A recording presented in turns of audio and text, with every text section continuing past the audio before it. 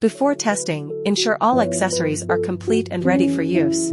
Please ensure the operating environment is between 68 and 86 degrees Fahrenheit. Clean and disinfect your fingertip with the alcohol pad.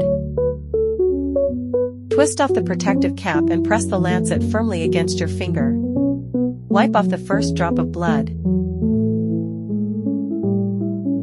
Gently hold the 20 microliter dropper at an angle and let it fill to the black line. Be sure to fill to the black line.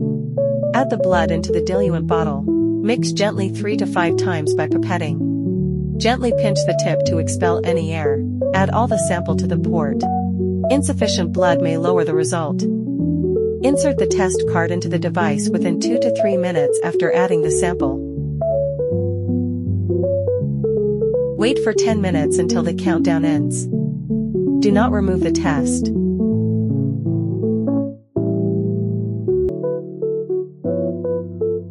Your ferritin test results are ready after 10 minutes. You can refer to the normal ranges.